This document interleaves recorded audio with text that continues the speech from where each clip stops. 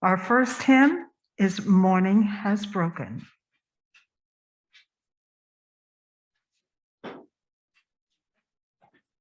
Please rise in body or spirit. Thank you, Jan.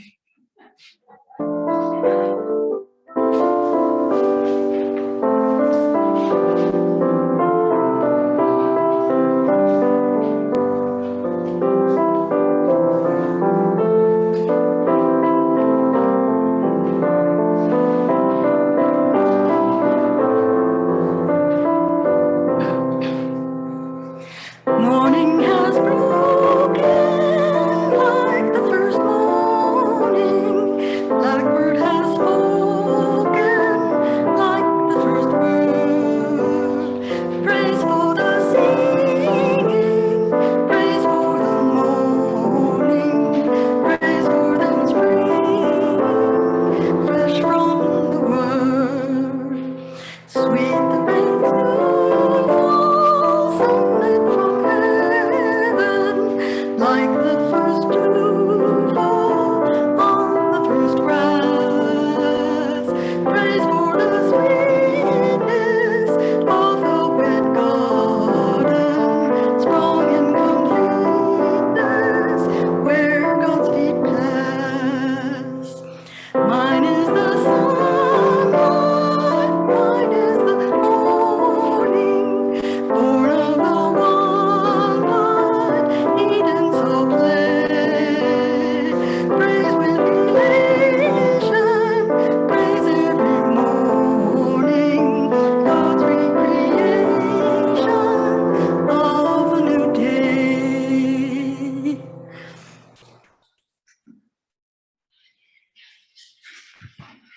Thank you, Cathy. Before I have our opening words, I need to apologize to you all. The order of service has an error, and it's my fault.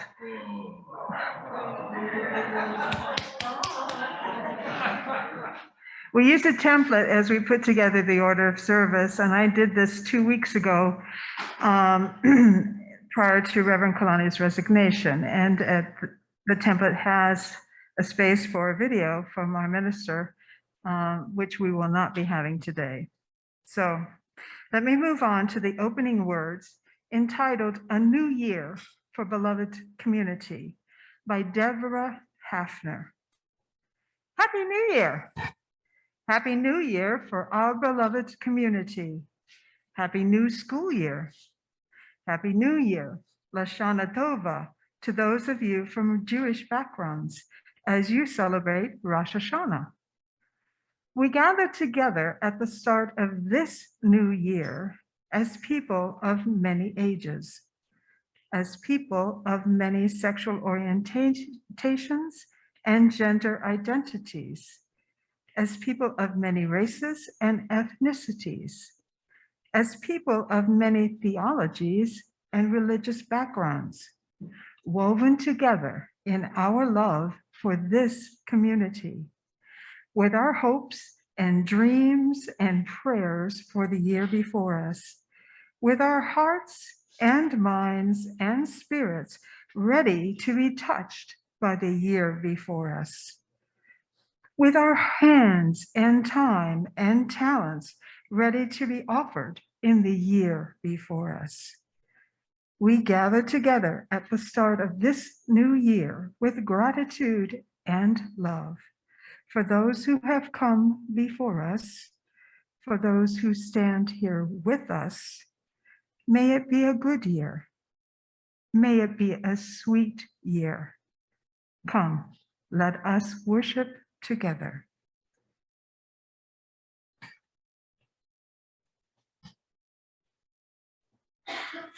Our Chalice Lighting words today are from Melanie Davis. They're entitled A Spark of Hope. If there ever were a time for a candle in the darkness, this would be it. Using a spark of hope, kindle the flame of love, ignite the light of peace, and feed the flame of justice.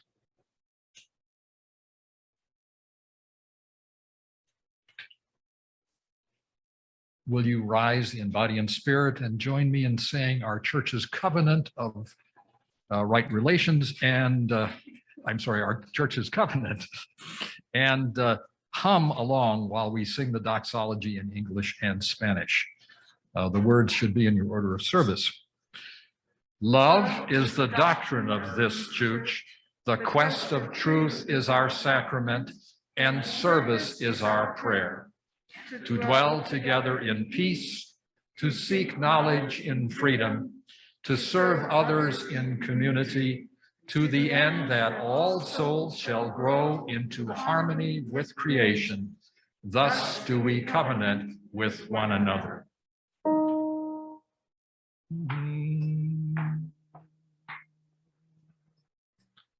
From all that dwell below the skies, let songs of hope and faith arise.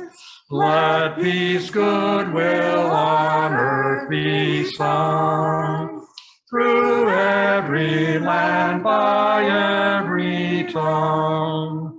De todos bajo el gran sol, Surat esperanza fe amor, verdad belleza en la canción, de cada tierra, cada voz.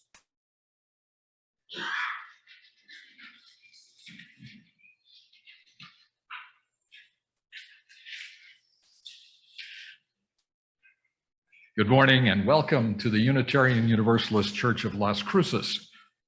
We welcome those of you who are in the sanctuary and those of you who are joining us on Zoom. My name is Charlie Scholz. I'm your service associate this morning. Cathy Fitzgerald is leading the worship, and we're delighted to be here with you. We like to say that Unitarian Universalist doesn't have a creed or dogma. Actually, we have a ritual. It's called coffee, but we won't get to that until a little later. We're a covenant-based church, meaning that we agree to live in relationship with one another according to the Unitarian Universalist principles and our congregation's covenant of right relations, which you'll hear more about this morning. We embrace diversity, and we believe everyone is welcome. You can learn more about our church and check the events calendar on our website. It's uuchurch.org. Yes, there it is. It's uuchurchlc.org. If you're visiting us today, we'd like to meet you. If you'd like to identify yourself, please rise in body or spirit and tell us your name, where you're from, and how you heard about our church. Do we have any visitors this morning? How we do?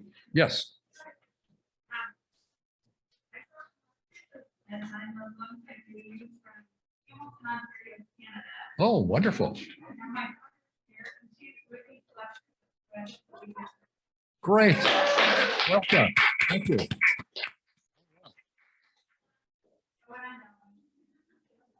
Thank you very much. I've been to Hamilton, Ontario. It's a great town. Anyone else? Okay. Do we have anyone on Zoom who's joining us for the first time?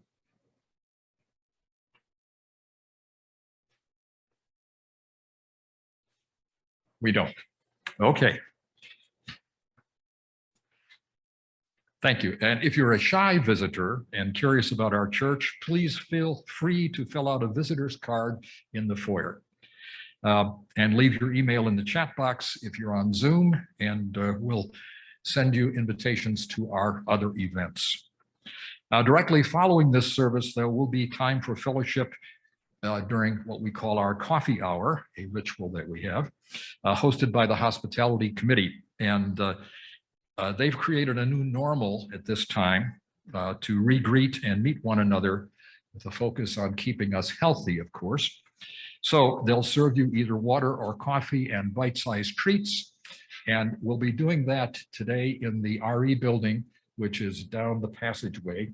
And we'll expect you to stand probably a few feet apart, and we'll keep the doors open. So be cool, okay? And now we have one announcement, and this is from Susan Hychka, who is the president of our congregation. Susan?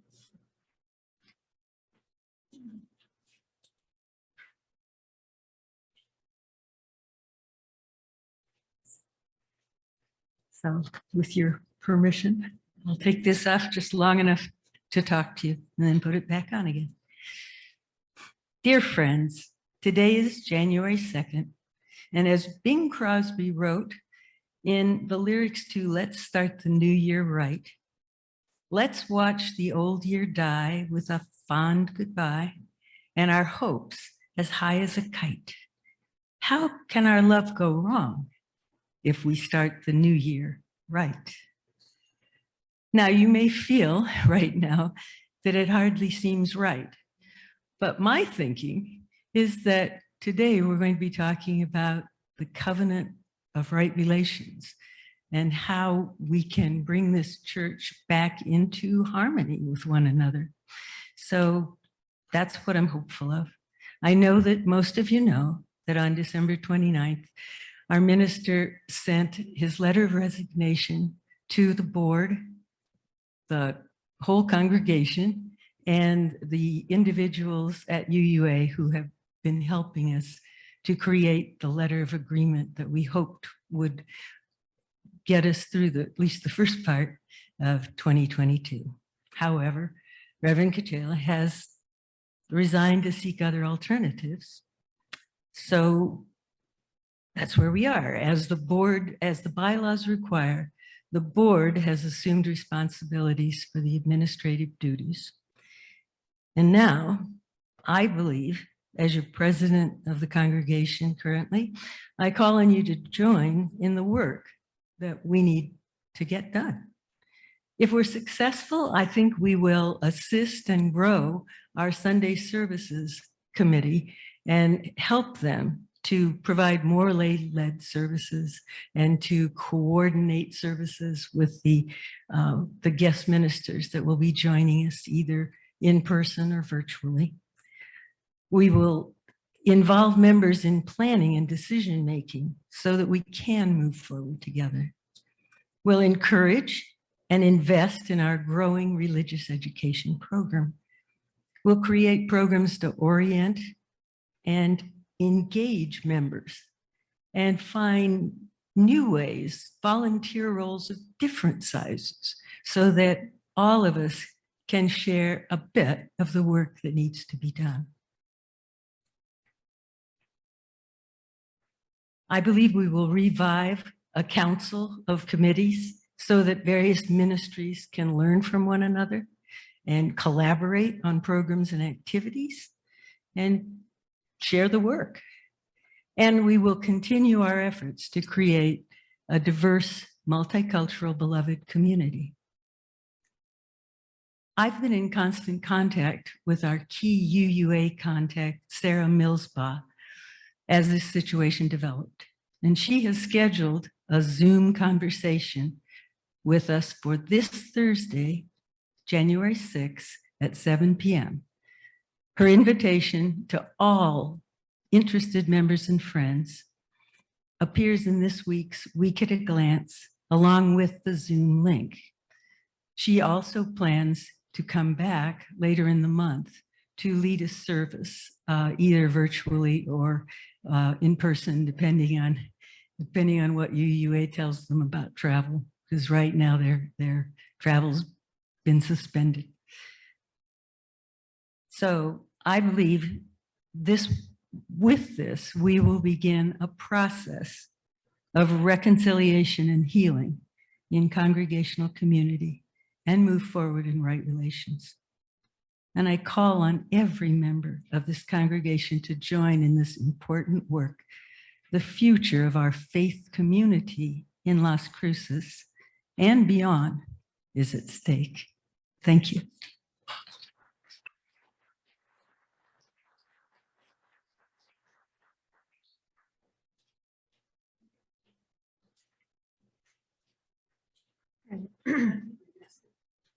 Yes, you did.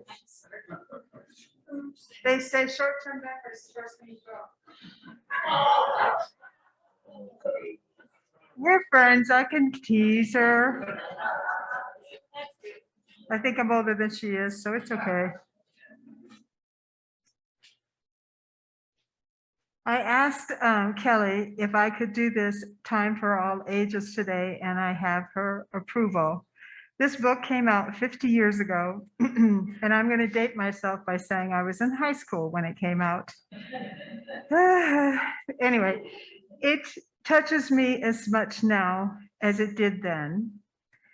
And I hope that you see the point and how it interweaves with the rest of our service this morning. The Giving Tree by Shel Silverstein. Please excuse my backs. Can we make it any bigger? Okay. I'd like us all to see it so I can read it. Anyway, there once was a tree, and the tree loved a little boy, and the little boy loved the tree. And he would gather her leaves and make, hello.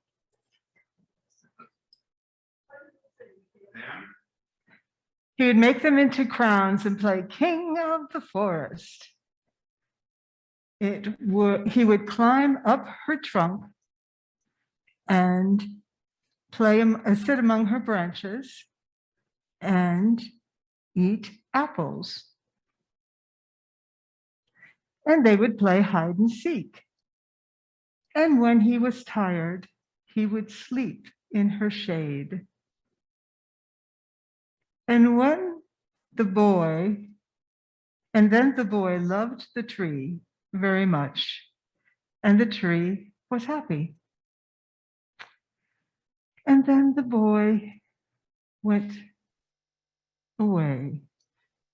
The boy grew older. And the tree was too often alone. And then one day, the boy came to the tree, and the tree said, "Come, boy, and climb my branches and swing from the branches and eat apples and play on my trunk." And he said, "I'm too big to climb trees. I'm too big to eat apples. I need money. I want money.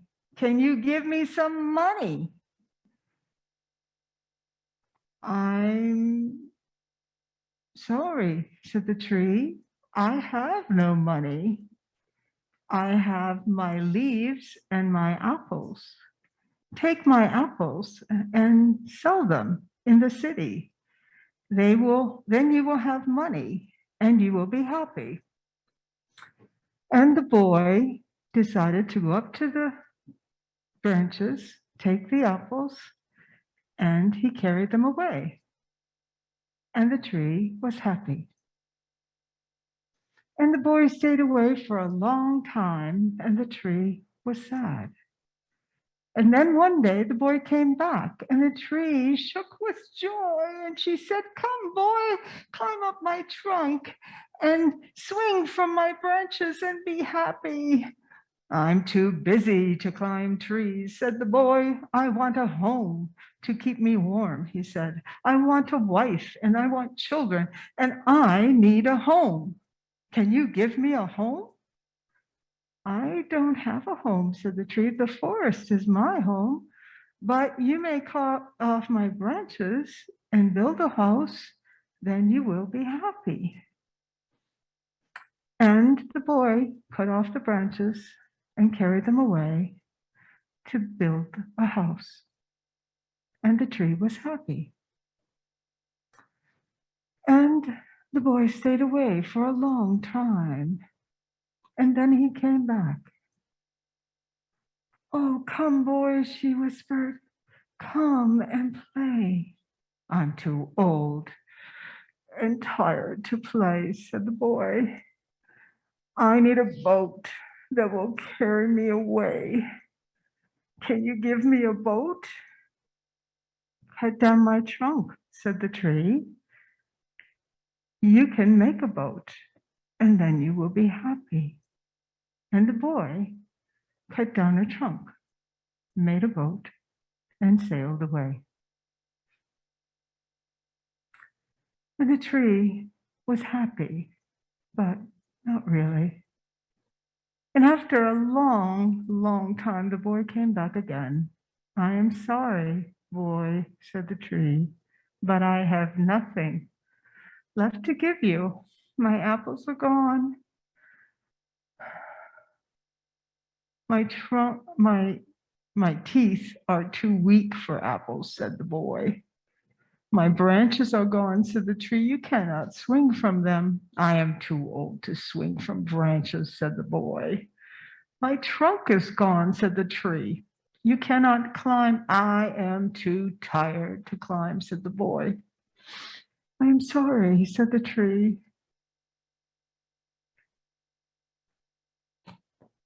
I wish that I could help you, but all I have is my stump. And the boy said, I'm too old and too tired. All I want to do is sit down and rest. And the tree said, well, I can do that. And so the boy sat, and the tree was happy. The end.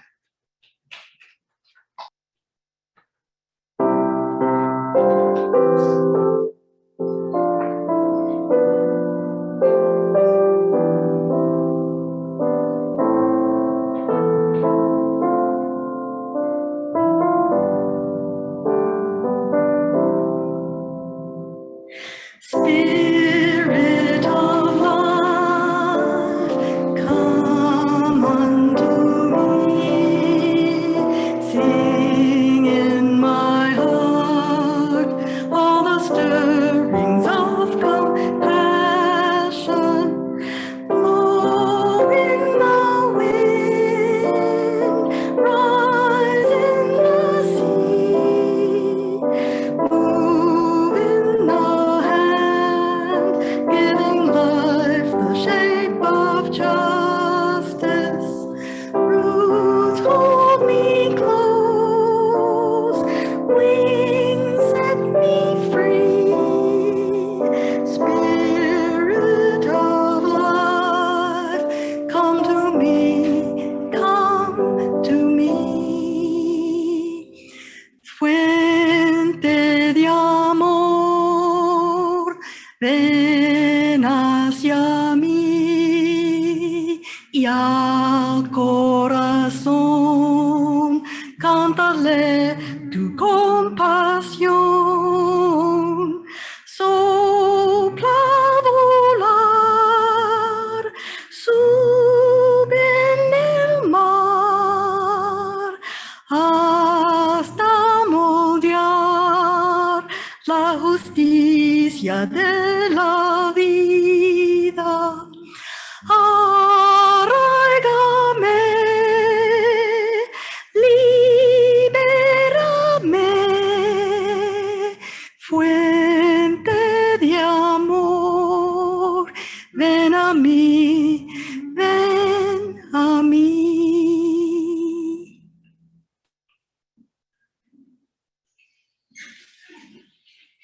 Thank you, Cathy. This is a time in our service when we do joys and sorrows. One of the ways we support each other in the community is through the sharing of these joys and sorrows and milestones. In these challenging times, it's crucial that we make attempts to stay connected with each other. Our church's website has a link which allows you to confidentially submit a joy, a sorrow, or a milestone. You can specify if you'd like it, like your submission shared with the congregation or with the caring team, or just remain confidential. We didn't have any joys or sorrows sent in this week. Nevertheless, as human beings, we share space on this planet, at this time in history. We hold all hopes and dreams, wounds and worries in our hearts. And remembering this, let us treat one another with patience and love.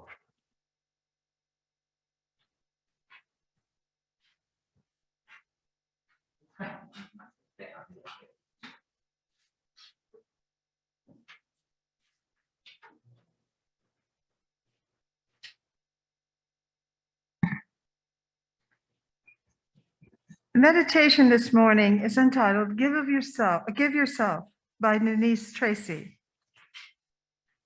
What do you want for your birthday? The father asked his daughter. Do you want a doll? She wrinkled her nose and scrunched her eyes and thought, no. A tea set? A pony? No, father, I have a year to think. I want this year to be a special year to remember. All right, you think and let me know. Ellen thought. She thought of bonbons, chocolate, new dresses, hats, kid boots, books, gloves, lace collars, but none of these were what she wanted. What would be special? Each day her father asked her, Ellen, do you know what you want for your birthday yet? Ellen would shake her head. No, father, I'm still thinking. After 4 days, her father said, Ellen, yes, father, I've decided. Well, I have a riddle. It will tell you what gift I want for my birthday. The riddle is this: you cannot buy it, for it is worth all the money you have, but only you can give it. Is that right? Wait a minute. I need to repeat this riddle because it will tell me what gift you want for your birthday.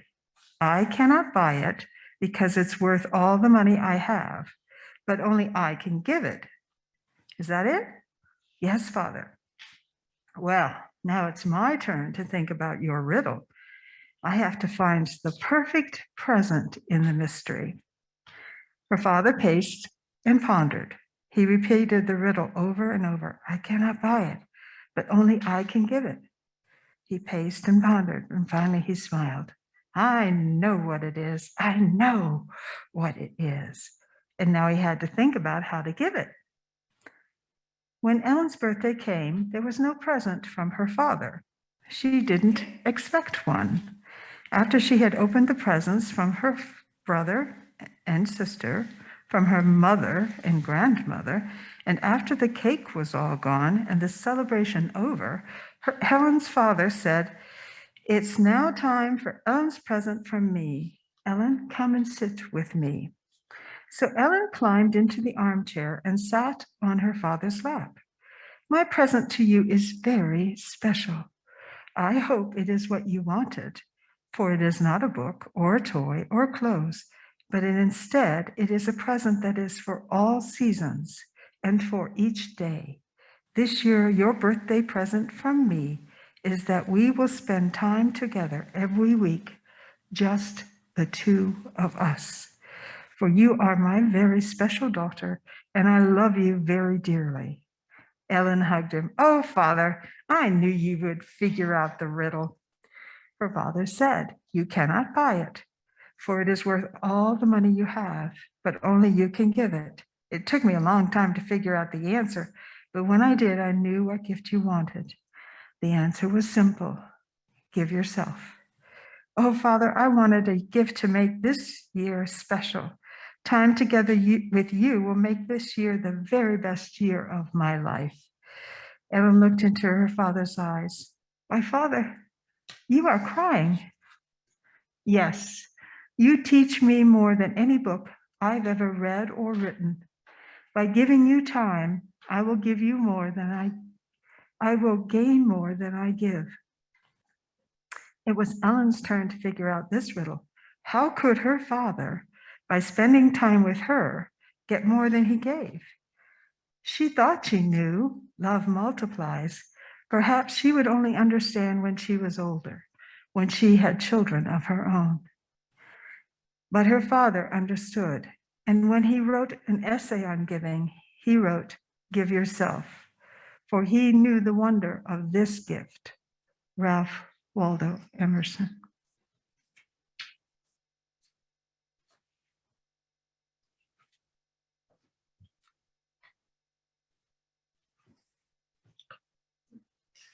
Some years ago, when I was elected chair of the Board of Trustees, I think that was back in 2018, I realized that the board itself didn't have a covenant.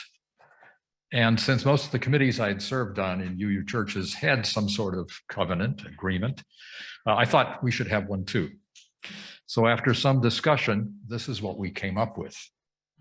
As individuals, we promise to the best of our ability to act, listen, and speak in a respectful manner.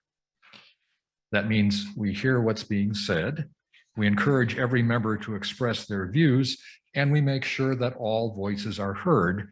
We do not interrupt, and we allow for silence. Second, participate to the best of our ability and be accountable.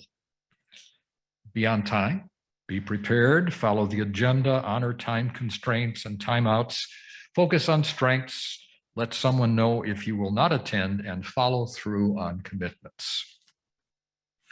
Act with a generous spirit. Spread the truth in love, have the best intentions, share concerns, encourage spiritual growth and wisdom. Respect our history, but be open to new ideas. Express thanks generously. Keep sight of humor. That wasn't hard for me. Even within the most serious of deliberations, have fun and enjoy one another. And as a side note, I might note that when we rehabbed this facility a couple of months ago, finished, I think, in October, I was looking at our facilities committee and I said, "You guys did good work." And they all looked at me and said, "We had fun." All right. Work with all members of the congregation to fulfill the trust that has been placed in us. As a board, of course, we were charged to identify the needs of the congregation, discern and focus on what the congregation hoped to accomplish and act on their behalf for their good and the good of the community. And finally, keep internal board discussions internal, speak with one voice, and take care of ourselves and one another. Now, can I say this worked? Not always. I think most of the time, but sometimes it appeared we had lost faith in each other. And so we would question each other very sharply as to, were we really abiding by the covenant? Were we really working for the best of the church?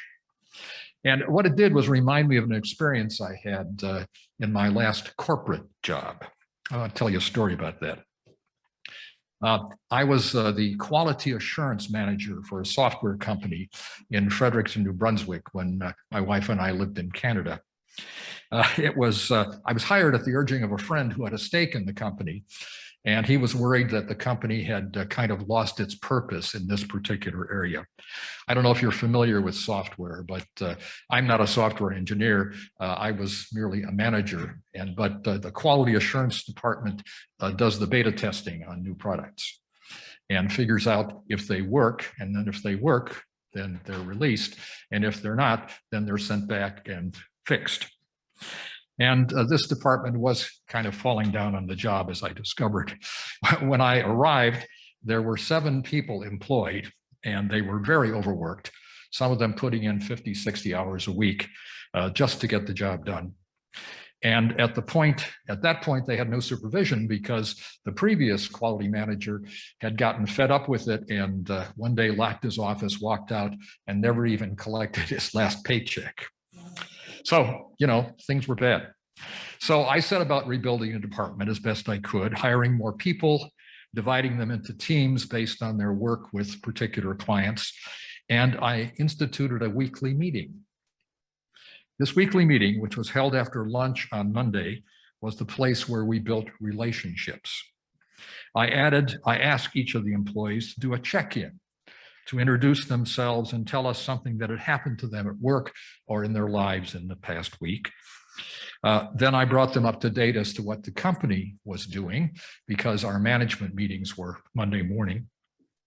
Finally, we discussed any problems we were having with our projects and worked on solutions. The only rules for the meeting were no one could personally criticize another and no one could use bad language. I had some problem with that, but I worked it out. Of course, it took some time for my department members to adapt to this rather revolutionary process. It seemed that other departments only had meetings when something went wrong. And then there was somebody there wagging their finger at them saying, you screwed up.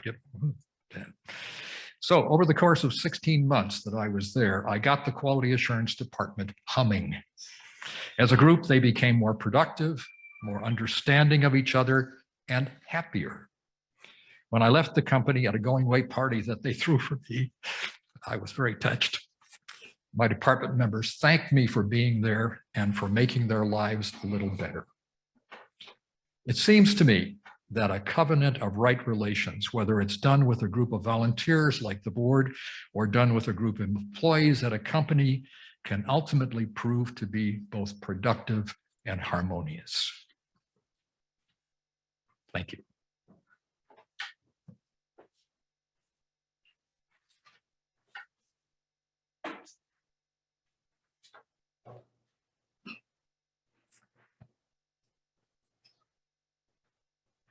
Okay, please stand as you are able and join Cathy in the humming of Anthem 94, What is This Life?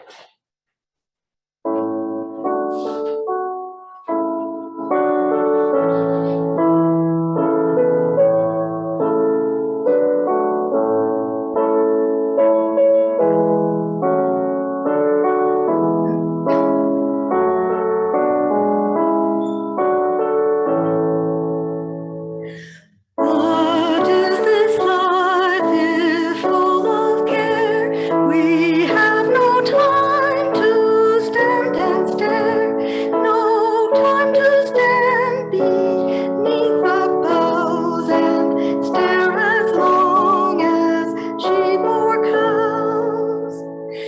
No time to see when woods we pass, where squirrels hide their nuts in grass. No time to see in broad daylight, streams full of stars like stars at night. No time to turn at beauty's glance and watch her feet, how they can dance. A poor life this, if full of care. We have no time to stand and stare. Thank you, Cathy.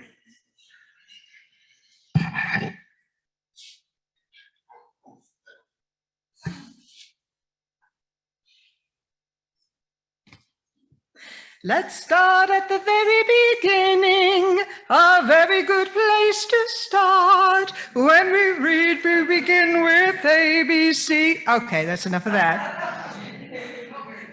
My guilty secrets are out. I like to sing, I like to show off. I love Rodgers and Hammerstein, especially the sound of music. And I was a reading teacher for 20 years or so. So I know a little bit about back to the basics. I think I heard it all 42 and a half years of my public education career. But for us, as UUs, the basics are grounded in a concept that dates back to at least 5 centuries before the birth of Christ. This concept was held by all of the religions of ancient Egypt, India, Greece, Persia, and Rome. It is evidenced throughout history in Judaism, Christianity, Islam, the Baha'i faith, Hinduism, Buddhism, Sikhism, and the religions of China and Iran. You will find it expressed in Wicca and African religions, as well as global ethics like humanism and existentialism. Do you need a hint? I'm talking about something as good as gold. the golden rule. Treat others as you would have them, as you would like to be treated. You will note that our stained glass windows are representative of all the religions that I named earlier, and forever after, they will always remind me of the golden rule. Even our chalice table this morning has been dressed to remind us of this basic concept that underlies our religious practice. For us here at the UUCLC, if you've checked out our website, you'd know that we have two governance documents, the bylaws and the covenant of right relations. The first delineates how we operate as an organization, how we do business, so to speak. The second speaks to how we treat one another as human beings. It's how we agree to abide in the collective space. And at its heart, the covenant of right relations is the golden rule. The recent report published by the Committee on the Ministries suggests we get back to the basics and revisit our covenant of right relations. I agree. But I would like to add that I think it's just as important we re-energize our commitment to live this covenant in word, spoken or written, in action, in our tone of voice, even the inflections of our voice, and the words we choose, and of course, our body language. This morning, I'm going to offer some questions for your consideration and reflection. How many visitors have we received over the past 3 months who've never returned? How many who we once counted as members or friends have resigned their membership formally, or chosen not to pledge, or just drifted away? Our friend and fellow congregant Dave Steele has been keeping track of the data and shared statistics at a recent roundtable. He says that some of this attrition is part of a more general trend line. Nationally, more and more UUs are leaving the church, and more Americans are choosing the unchurched option. Our membership decline is a trend line that goes back to almost 2012, and it's just like every other church in the United States and many in Western Europe. I'll buy what Dave is selling, except you knew this was coming, didn't you? What if some of these departures, never to return, are rooted in behavior that I am responsible for, or we are responsible for? You know, like the Serenity Prayer, the patience to accept the things I cannot change, like national trends and popular media, etc. The strength to change the things I can, my behavior, and the wisdom to know the difference. Let's look closely at a moment for how welcoming we may be to our visitors. After all, you only get one chance to make a first impression. We have our greeters, but how about the rest of us? Do we smile? Do we say welcome? Do we introduce ourselves? Do we extend ourselves in any way? Do we go up to them at coffee hour or invite them to coffee, show them the way? Do we follow up with visitors, answer their questions, encourage their return, try to find out what they are passionate about, and connect them to somebody in our organization who has that same interest? Do we seek feedback like other businesses do? Even AARP does. What did you like? What can we change? What could we do better? With members who have left us, do we follow up with messages of love? We miss you. I haven't seen you in a while. Can we get together for coffee? I'd really like to spend some time with you. And maybe when we do, we listen. We'll get a feeling of what their experience has been. So now we know more about who we are and how others see us. I think now is the time to resolve. Did you hear that verb, resolve? It comes to resolution, and you knew there was going to be a New Year's resolution in here, right? It's no surprise. I think we resolve at this moment today to abide by the covenant, to seek to harm no one through our words, our actions, or even our choices not to speak or act. Short story. I once had a colleague whose nickname was Shot, and she would pretend to shoot you if you ever tried to call her Charlotte, her given name. And Shot had two sons, rambunctious teenagers, 15 and 17 at the time of this story. And I stopped by late one afternoon to talk to Shot. And during the course of our conversation, you could hear the boys upstairs ragging on each other like kids do. And after a while, it got a little physical. There was some roughhousing going on. And all of a sudden, Shot marched over to that staircase and she hollered up, "Is that the sound of love I hear?" I was astounded as she repeated the question, "Is that the sound of love?" And there was abrupt quiet from upstairs, followed by two rather sheepish voices. "No, Mom. Sorry." But what a great question. Bill, we should have used that a time or two, I think. Is that the sound of love I hear? Is love evidenced in what I say? Is love evidenced in what I do? Is love evidenced in what I write?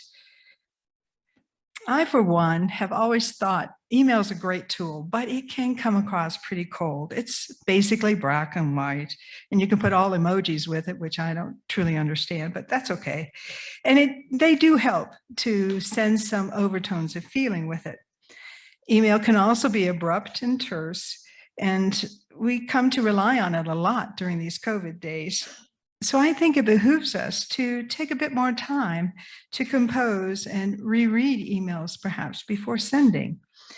We need to have our messages convey meaning without heat, without harm, without potential for hurt.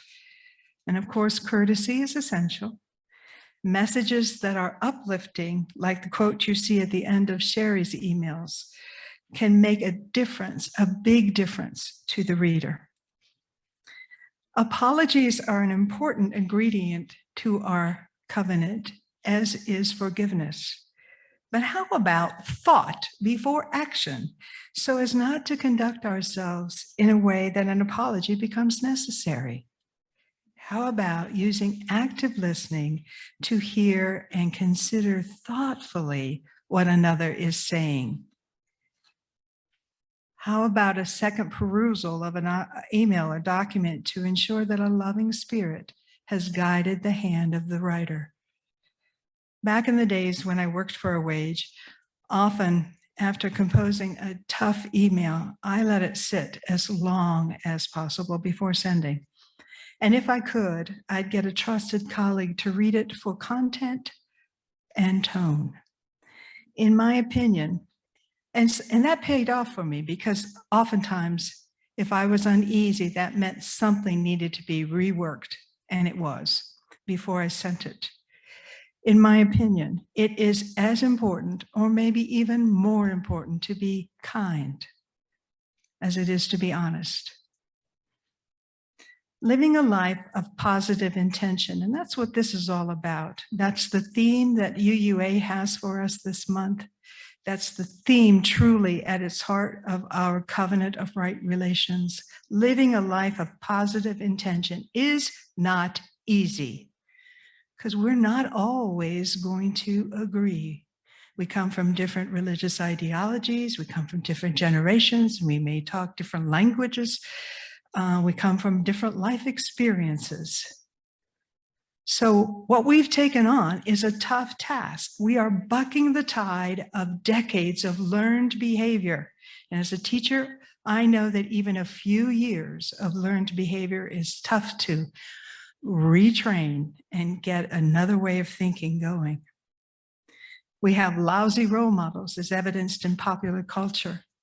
And even our baser human nature can work against what we aspire to in our covenant of right relations. But striving to embody the words and spirit of our covenant is essential to the health of ourselves and our body, our collective body. It is also essential to the cause of attracting and retaining new members.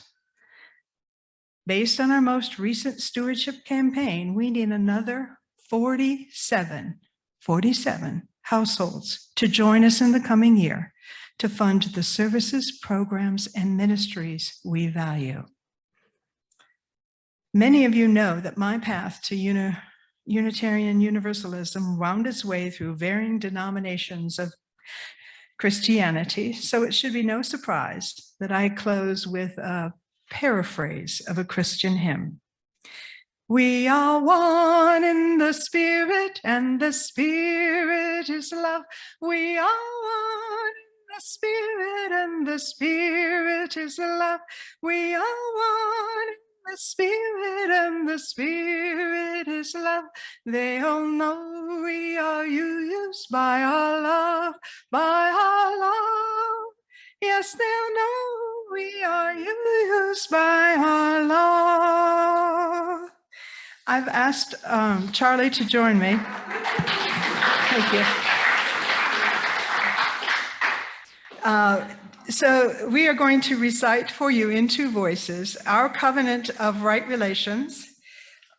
Just as Charlie had, and every Sunday, we remind ourselves we are a covenant-based church, and it's important for you to hear once again what our covenant has laid out for us, the roadmap of how we should treat one another. We, the members and friends of the Unitarian Universalist Church of Las Cruces, in order to create a community of loving kindness, which fosters individual and community growth and promotes the dignity and self-worth of all individuals, do affirm and covenant to interact with each other with openness, honesty, respect, patience, sensitivity, and compassion. Toward this end, we agree to listen with an open mind, seeking to understand and empathize with each other while embracing our diversity and differences. be clear in communications, reflecting before responding and requesting and providing clarification when needed. Remain engaged during discussions and place the well-being of the community above disagreement.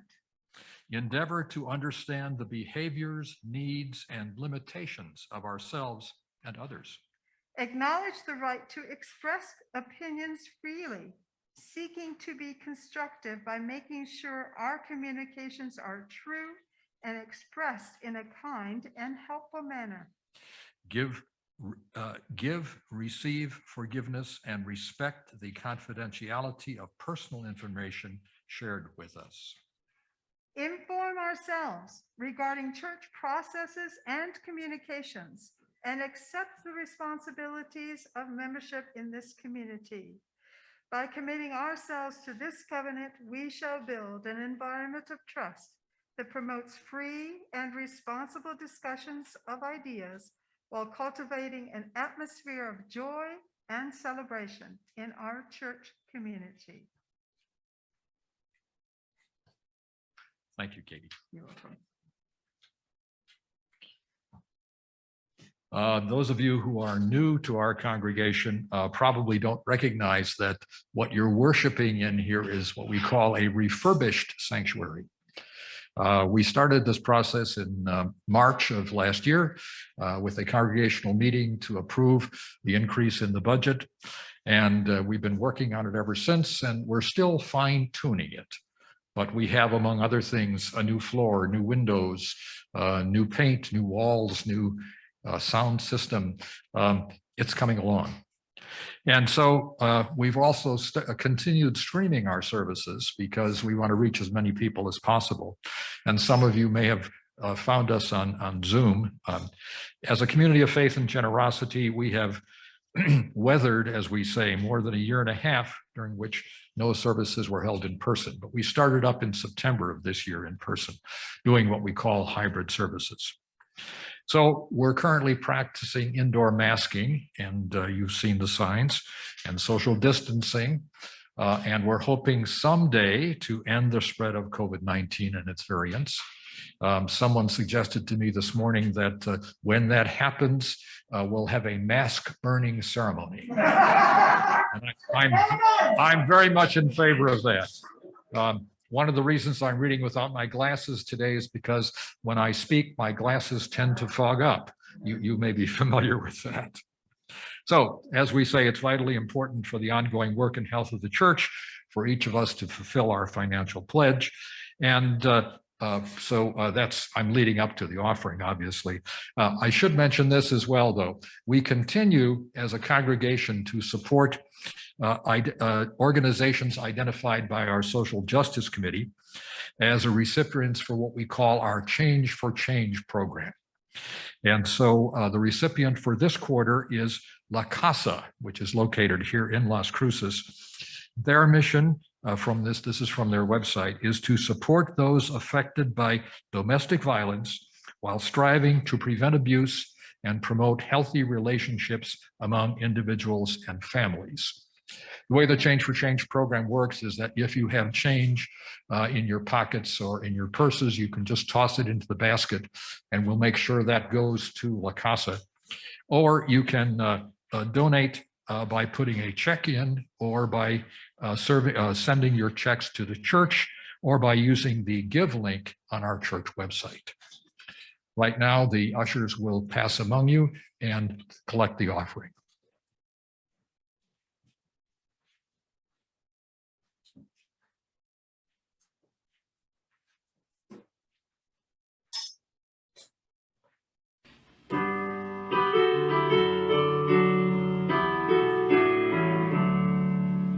Many different beating hearts, one loving people,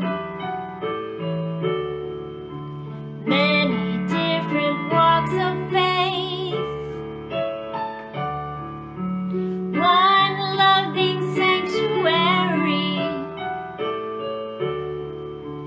many different roads to truth. One loving open home,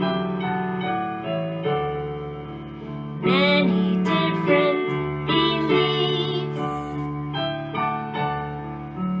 one loving community,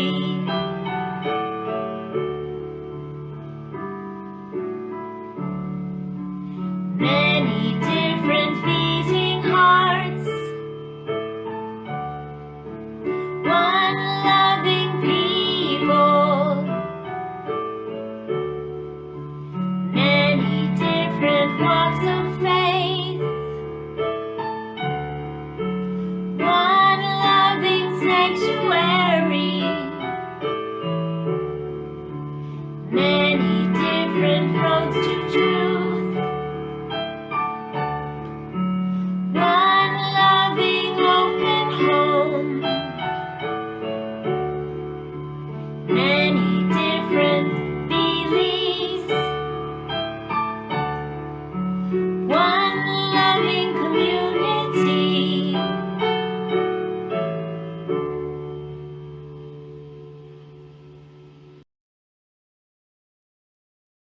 If you're interested, if you feel like you're attuned to the principles of Unitarian Universalism and would like to join us in our quest to change the world, you can sign the link in the virtual book that's at our website, or you can talk to myself or Cathy after the service. We brought the book along if you'd like to sign it and become a member of this great congregation. We feel we have a great future, and we're anxious for you to help us with that.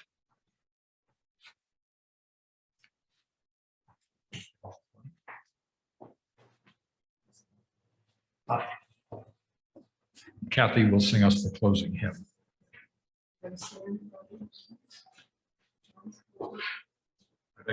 Stand as you are able, please. Sorry. 203, all creatures.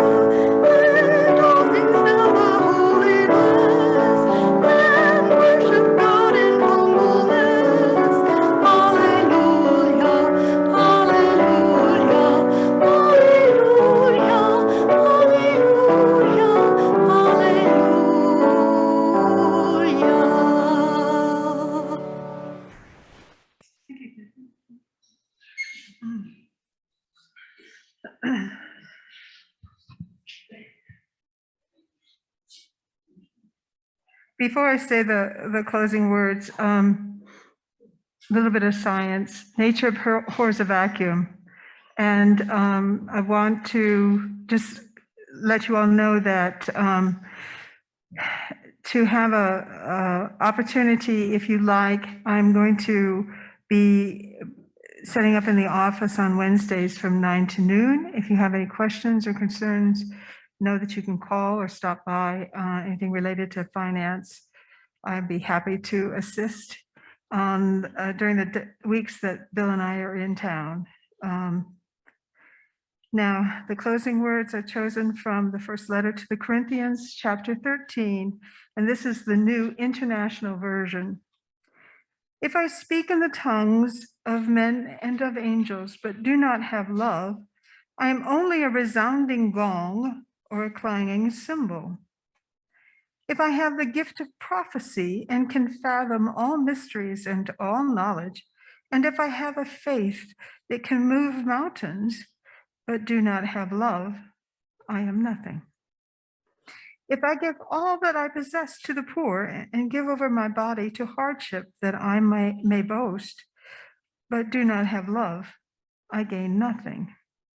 Love is patient. Love is kind. It does not envy. It does not boast. It is not proud. It does not dishonor others. It is not self-seeking. It is not easily angered. It keeps no record of wrongs. Love does not delight in evil, but rejoices with the truth. It always protects, always trusts, always hopes, always perseveres. Love never fails.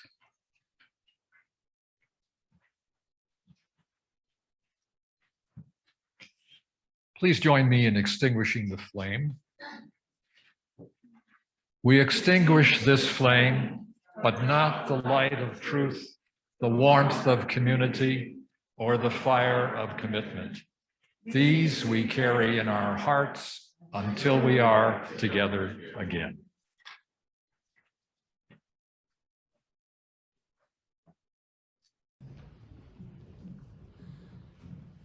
Perhaps now, more than ever, is the time to heed the words of Howard Thurman's poem, The Work of Christmas. He reminds us to embrace the spirit of the holiday now and throughout the year. When the song of the angels is stilled, when the star in the heavens is gone, when the kings and the princes are home, when the shepherds are back with their flocks, the work of Christmas begins. To find the lost, to heal the broken, to feed the hungry, to release the prisoner, to rebuild the nations, to bring peace among others, to make music in the heart.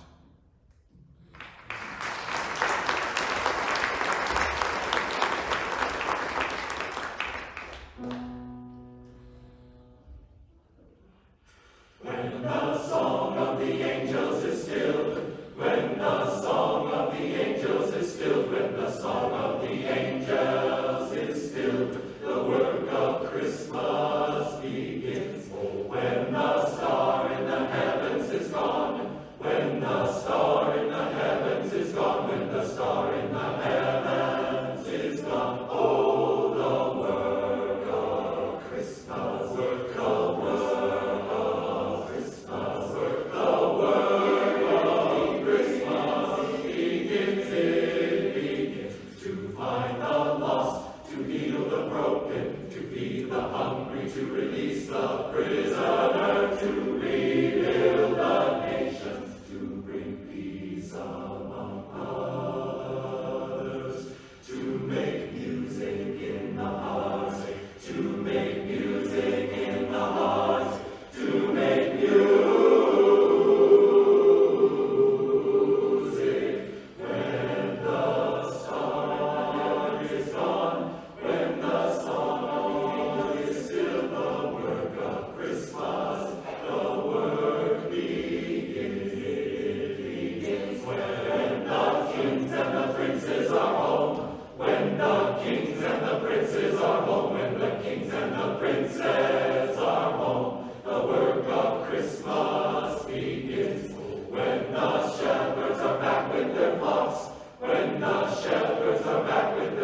when the shepherds are back with their flocks.